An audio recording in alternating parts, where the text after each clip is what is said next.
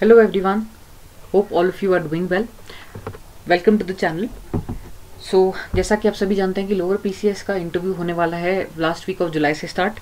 उसी के प्रिपरेशन में हम लोग वीडियोस भी पोस्ट कर रहे हैं जिसमें एक्सपेक्टेड क्वेश्चंस भी डिस्कस करे जा रहे हैं। साथ ही साथ आपको जो है टेलीग्राम लिंक का डिस्क्रिप्शन बॉक्स में दिया हुआ है लिंक टेलीग्राम चैनल का, तो उसको भी आप ज्वाइन कर लो। उसमें अगर आपकी कोई क्वेरीज आप पोस्ट कर सकते हैं, वहाँ पर एक डिस्कशन ग्रुप भी आपके लिए है available. Okay, so make use of it.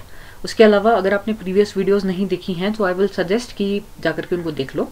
साथ ही साथ कुछ स्टूडेंट्स की एक क्वेरी थी कि हम जिस पोस्ट के लिए अप्लाई कर रहे हैं, सबसे देखो सॉर्ट आफ्टर पोस्ट तो नायब तहसीलदार की है, तो उसका वर्क प्रोफाइल क्या होता है, उनको क्या काम करना होता है, इस पर आप एक वीडियो बना दीजिए। तो आज का ये जो वीडियो है ये इसी पर बेस्ड है, राइट। तो उससे पहले मुझे कुछ चीज़ें आपको बतानी है कि देखो ये ऑलरेडी हम चीज़ें ये सब डिस्कस कर चुके हैं कि किस तरीके के एक्सपेक्टेड क्वेश्चंस हो सकते हैं, क्या क्या ब्रॉड एरियाज है जहाँ से आपसे क्वेश्चंस पूछे जा सकते हैं, कुछ टिप्स जो कि आपको फॉलो करनी है इंटरव्यू के टाइम पे, पीयर ग्रुप डिस्कशन कैसे आपको हेल्प कर सकता है, मॉक इंटरव्यूज में आपको कैसे हेल्प हो सकती है, या फ्रेंड्स और फैमिली के साथ डिस्कशन से आपको कैसे हेल्प हो सकती है। साथ ही कुछ प्रैक्टिस क्वेश्चंस का भी डिस्कशन हमने किया हुआ है पुरानी वीडियोज़ में, आपको प्लेलिस्ट पे भी ये मिल जाएगा लोअर पीसीएस की प्लेलिस्ट में, उसको जाकर के आप देख सकते हो। ओके, हर दिन क्वेश्चंस पोस्ट करे जा रहे हैं टेलीग्राम चैनल पे, वहाँ पर भी जाकर के अपने क्वेश्चंस या एक एक्सपेक्टेड क्वेश्चंस के प्रिपरेशन आप कर सकते हैं, राइट। और उसके अलावा अभी रिसेंटली जो एक इम्पॉर्टेंट वीडियो पोस्ट हुई है वो चेंज्ड पैटर्न रहा है। देखो यूकेपीएससी में जो न्यू चेयरमैन आए थे उन्होंने कुछ चेंजेस लाए थे, तो वो चेंजेस क्या थे, इस पर एक डेडिकेटेड वीडियो आपने होपफुली देखी होगी। अगर आपने नहीं देखी है तो प्लीज़ उसको जाकर के देख लीजिए, because it is going to help you, right. उसमें सब बताया हुआ है मैंने कि किस तरीके से लोएस्ट मार्क्स क्या हो रहे हैं, अभी हाईएस्ट मार्क्स कितने दिए जा रहे हैं, और क्या कोडिंग सिस्टम क्या है, व्यवस्था जो लागू हुई है वहाँ पे, और क्या क्या करंट अफेयर्स के इंपॉर्टेंट एस्पेक्ट्स आपको कवर करने हैं, कितने टाइम तक का कवर करना चाहिए, और क्या है कि टाइमिंग कितना ले रहा है एक स्टूडेंट के लिए एक पैनल। ओके, तो इस तरीके की कुछ इंपॉर्टेंट बातें उसमें बताई गई हैं, तो उसको प्लीज़ जाकर के देख लेना वीडियो को। अब आते हैं आज के वीडियो के ऊपर। तो देखो सबसे पहले तो जिस एग्ज़ाम को आपने क्लियर किया है, मैनी कॉन्ग्रेचुलेशन, जिनका भी ये मेंस क्लियर हुआ है, तो देखो आपका अब है नेक्स्ट स्टेज जो कि है इंटरव्यू, राइट।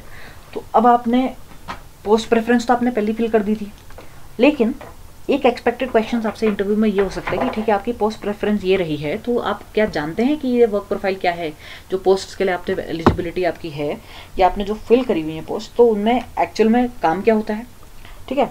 तो इसके लिए ये जानकारी होनी भी ज़रूरी है कि एग्जैक्टली जिस एग्ज़ाम को दिया है उसमें पोस्ट कौन सी भर रहे हो।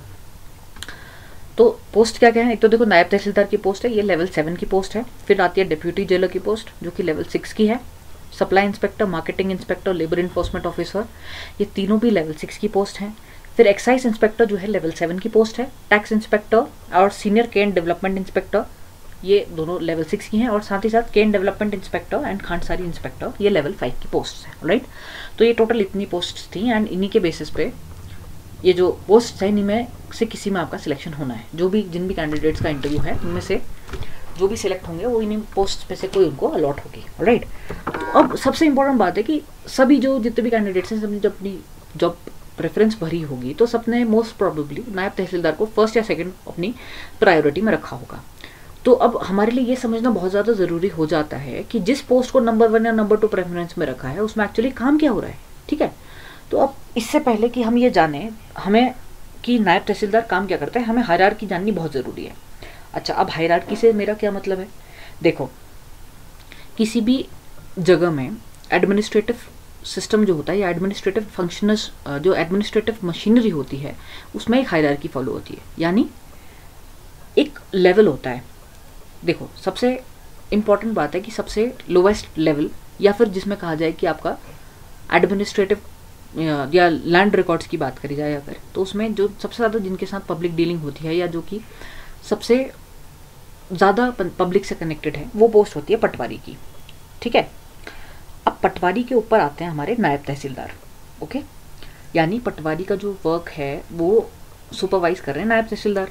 नायब तहसीलदार के ऊपर आते हैं तहसीलदार, उनके ऊपर आते हैं ब्लॉक डेवलपमेंट ऑफिसर, फिर आते हैं आपके डिप्यूटी कलेक्टर या फिर एसडीएम, उनके ऊपर आते हैं आपके एडीएम जो कि एडिशनल कलेक्टर होता है, फिर आते हैं आपके कलेक्टर या फिर डीएम, और फाइनली आते हैं आपके कमिश्नर, ठीक है। तो जैसा कि आप जानते हो कि अभी उत्तराखंड में 2 रीजन हैं, एक तो कुमाऊं एंड दूसरा है गढ़वाल, ठीक है। तो अभी कुमाऊं कमिश्नर जो है वो मिस्टर दीपक रावत हैं, ठीक है। तो इसको आप वैसे समझ सकते हो। अच्छा, अब क्या है कि हमारे पूरे स्टेट में 13 डिस्ट्रिक्ट्स हैं, हर डिस्ट्रिक्ट का कोई ना कोई डीएम होता है, ठीक है। तो वहाँ से इतना तो समझ में आ गया आपको। अब लेकिन हर डिस्ट्रिक्ट को भी देखो, इतना बड़ा डिस्ट्रिक्ट है, कोई एक ऑफिसर तो पूरा संभाल नहीं सकता, तो हर डिस्ट्रिक्ट के फर्दर डिविजन्स होते हैं, ठीक है। तो जो डिविजन्स होते हैं, हर डिवीजन को संभालने के लिए एक या दो डिविजन्स को कंबाइन करके वहाँ पर क्या होता है, एक एडिशनल कलेक्टर या एडिशनल डिस्ट्रिक्ट मजिस्ट्रेट होते हैं, ऑलराइट। उसके बाद क्या होता है, जो सब डिविजन्स हैं उसके, उनको कौन संभालता है, उनको संभालते हैं हमारे एसडीएम, ठीक है। फिर उसके बाद जो हमारा डिवीजन है उसको भी अलग अलग ब्लॉक्स में डिवाइड किया जाता है। हर ब्लॉक का इंचार्ज होता है एक block development officer. And similarly अगर हम तहसीलदार की बात करें, यानी लैंड रेवेन्यू और लैंड फंक्शंस की अगर हम बात करें, रेवेन्यू से रिलेटेड जो चीज़ें हैं, तो एक पर्टिकुलर एरिया में, एक तहसील में जो है आपके तहसीलदार होते हैं। अब इन तहसीलदार को सपोर्ट करने के लिए होते हैं नायब तहसीलदार, ओके, जिस पोस्ट के लिए अभी हम लोग बात करने वाले हैं। और नायब तहसीलदार को जो उनके सबऑर्डिनेट्स मिलते हैं वो होते हैं पटवारी या लेखपाल, ठीक है। तो ये आपने अब समझ लिया होगा। तो इससे ये भी आपको समझ में आता है कि नायब तहसीलदार जब आप बन जाओगे, उसके कुछ साल के बाद प्रमोशन होकर के आपको तहसीलदार की जॉब मिलेगी, ठीक है। उसके बाद थोड़ा और साल के बाद इवेंचुअली जो होता है, एक नायब तहसीलदार अगर जल्दी उनकी जॉब लग जाए और अगर वैकेंसीज हों तो डिपार्टमेंटल प्रमोशन के बाद इवेंचुअली आप सब डिविजनल मजिस्ट्रेट की रैंक तक पहुंच सकते हैं, okay. So this was one aspect. अब बात करते हैं कि हमारा नायब तहसीलदार करता क्या है।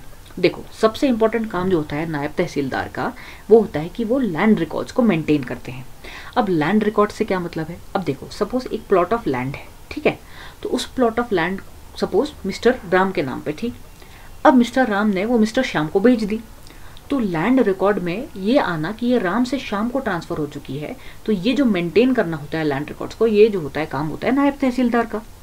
उसके अलावा अगर उस प्रॉपर्टी को कहीं और बेचने की जगह उसको डिवाइड करके अपने ही बच्चों में बांट दिया, तो जो भी ये इस तरीके की लैंड से रिलेटेड जो भी चीज़ें होती हैं वो सारा जो है नायब तहसीलदार देखते हैं। उसके अलावा सर्वे कंडक्ट करना, जैसे सपोज किसी एरिया में एक पर्टिकुलर लैंड है जो डिस्प्यूटेड है, दो लोग उसको क्लेम कर रहे हैं, तो वहाँ पर जा करके सर्वे करना कि क्या ये जेन्युइनली जिस लैंड के लिए किया जा रहा है, क्या ये डेफिनेटली या जेन्युइनली रेजिडेंशियल लैंड है, या ऐसा तो नहीं है कि कहीं ये गवर्नमेंट की कोई प्लॉट है, गवर्नमेंट की कोई लैंड एरिया है, जैसे फॉरेस्ट का कोई एरिया है, तो उसी पर किसी ने कब्जा कर लिया है। तो इस तरीके के जो सर्वेज होते हैं वो भी नायब तहसीलदार कंडक्ट कराते हैं। और जैसा भी मैंने आपको बताया कि लैंड रिकॉर्ड्स में अगर ओनरशिप चेंज हुई है, सपोज किसी ने किसी को सेल कर दिया, या समबडी डाइड और उसका जो है फर्दर पास ऑन हो गया नेक्स्ट जनरेशन को ओनरशिप, तो उसको भी जो मेंटेन करते हैं वो होते हैं नायब तहसीलदार। उसके अलावा लैंड डिस्प्यूट्स को सेटल करना भी इनके अंडर होता है। एंड कई बार ये तहसीलदार को असिस्ट करते हैं जो हमारी रेवेन्यू कोर्ट्स होती हैं। जैसे सपोज किसी ने अगर कोई पर्टिकुलर केस है जहाँ पर सिचुएशंस होती हैं जब कई लोग जो है लोन लेते हैं और suppose they are not able to repay, तो उस केस में जो आगे का प्रोसीजर होता है, अगर किसी ने अपनी लैंड के अगेंस्ट लिया हुआ है लोन, तो और वो चुका नहीं पा रहे हैं, तो उनकी लैंड को जो है इवेंचुअली नीलाम या फिर ऑक्शन किया जाता है। तो उसका प्रोसीजर और वो जो सब कुछ होता है वो भी ये नायब तहसीलदार एंड तहसीलदार के जुरिस्डिक्शन में आता है, ओके। उसके अलावा क्या करते हैं, ये लैंड रेवेन्यू कलेक्ट करते हैं, जैसे प्रॉपर्टी टैक्स होता है, स्टैंप ड्यूटी और भी जो फीस होती है उसका भी कलेक्शन नायब तहसीलदार करते हैं। और अगर आपने देखा भी होगा, आपके जो इनकम सर्टिफिकेट्स हैं या कास्ट सर्टिफिकेट्स हैं या डोमिसाइल सर्टिफिकेट, देखो जितने भी बच्चे लोअर दे रहे हैं तो डोमिसाइल तो मांगा ही हुआ था, तो डोमिसाइल सर्टिफिकेट में अगर आप देखोगे तो आपको तहसील से मिलता है, वो भी उसमें नायब तहसीलदार या तहसीलदार के आपको डेफिनेटली सिग्नेचर मिल जाएंगे। तो जो इस तरीके के डॉक्यूमेंट्स होते हैं वो इशू करना भी नायब तहसीलदार के जुरिस्डिक्शन में आता है। उसके अलावा जैसे मैंने अभी आपको बताया कि रेवेन्यू इंस्पेक्टर या पटवारी जो होते हैं उनको सुपरवाइज करना कि वो ठीक से अपना काम कर रहे हैं, या उनकी रिपोर्ट्स को फर्दर कंसोलिडेट करके इवेंचुअली जो है आगे बढ़ाना। तो ये तो हो गया जो मेन जो कोर फंक्शन, जो कोर एरिया है नायब तहसीलदार का, ठीक है। अब इसके अलावा कुछ और भी फंक्शंस होते हैं, जैसे कभी इलेक्शन हो गई तो इलेक्शन ड्यूटी भी लग जाती है नायब तहसीलदार की। उसके अलावा अगर कोई डेलीगेट वर्क किया गया, जैसे सपोज कहीं पर अगर तहसीलदार की पोस्ट वेकेंट है तो वहाँ पर भी नायब तहसीलदार ही एक्ट करेंगे एज अ तहसीलदार। उसके अलावा जैसे किसी गवर्नमेंट स्कीम को इम्प्लीमेंटेशन कराना है, उसका भी जो काम होता है वो नायब तहसीलदार देखते हैं। या कहीं पर अगर डिजास्टर कोई आ गया तो उसके मैनेजमेंट से रिलेटेड चीज़ें, जैसे वहाँ पर मिटिगेशन करवाना है, इस तरीके की बहुत सारी चीज़ें होती हैं। तो इस तरीके से हम कह सकते हैं कि नायब तहसीलदार का जो जॉब है दैट इनकम्पासेस सेवरल थिंग्स, ठीक है। एक मोनोटोनस जॉब नहीं है, आपको बहुत सारी अपॉर्चुनिटीज भी मिलेंगी, आपके लिए बहुत सारे चैलेंजेस भी आएंगे। So this is a very good job for somebody who is actually into all these things, कि मतलब मुझे बहुत सारे डाइवर्स काम में करने में इंटरेस्ट है, तो उसके लिए बहुत बढ़िया जॉब है, ओके। तो इसी तरीके से आप अपने वहाँ पर जॉब प्रेफरेंस को डिफेंड भी कर सकते हैं in front of the interview panel. So hope the video was useful. We'll meet in the next video. Till then, bye bye and take care.